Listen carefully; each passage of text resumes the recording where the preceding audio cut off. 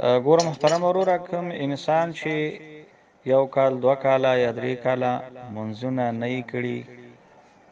هکذا روژې نه یې نیولي، اوس غواړي چې د منځونو د روژو قضایانې ونیسي، نو په دې سړي باندې خو د الله تعالی قرضه ده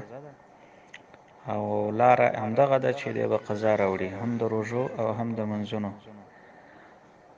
نو د منځونو د قضا خو ترتیب دا دی چې درې ټیمو کې به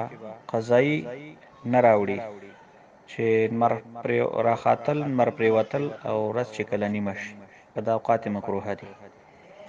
د دې درې ټیمونو نه سوا په هر ټیم کې سړی د قضایي منځونو قضا راوړلی شي، شپې که د ورځې. او دا پنځه وخته مونځ ترتیب دغسې دی چې یو فرض، یو واجب، یو سنتي. د فرضو قضا شته او د واجبو قضا شته، خو د سنتو قضا نشته. نو د سحر 2 رکعاته فرض دي، د ماسپښین او د مازدیګر 4 رکعاته فرض دي، د ماښام 3 رکعاته فرض دي، او د ماسخوتن 4 رکعاته فرض دي، او 3 وتر واجب. او دا قضا هم داسې لکه ادا،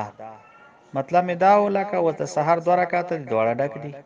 د ماسپښین او د مازدیګر 4 رکعاته دي، 2 ډک 2 تش، ماښام 2 اول ډک بیا اخریا تش،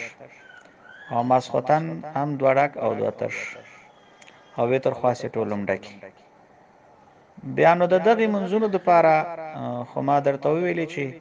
هر ټیم یې قضا راوړی شي. که دی د ورځې په هر ټیم کې وغواړي چې د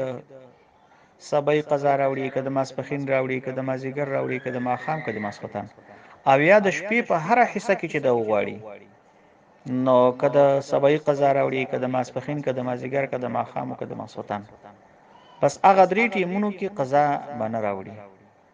د هغې نه سوا نور شپه ورځ د ده د قضا د مانځه دپاره ظرف دی او ټیم دی، او کوشش دې کوي چې یو وخته پورې منځونه چلوي،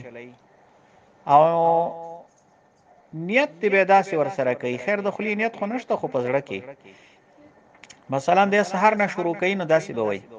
چې د اول سحر قضایي منځ کوم، د اول ماسپښین قضایي، د اول مازدیګر قضایي، یا اول ماښام قضایي، اول ماسخوتن. اول په دې معنی چې اول خو به کوم یو قضایي نو الله ته خو معلوم دی، یا د اخر ورسره وایي د اخر سحر قضایي منځ کوم، د اخر ماسپښین، د اخر مازدیګر، د اخر ماښام، د اخر ماسخوتن. نو یا به د اول سر نه قضایانې شروع شي، یا به د دې سر نه شروع شي. او دا چې په زړه کې د الفاظ وایي، نو هم د الله ته پته ده چې دا سړی زما قرضه ادا کوي.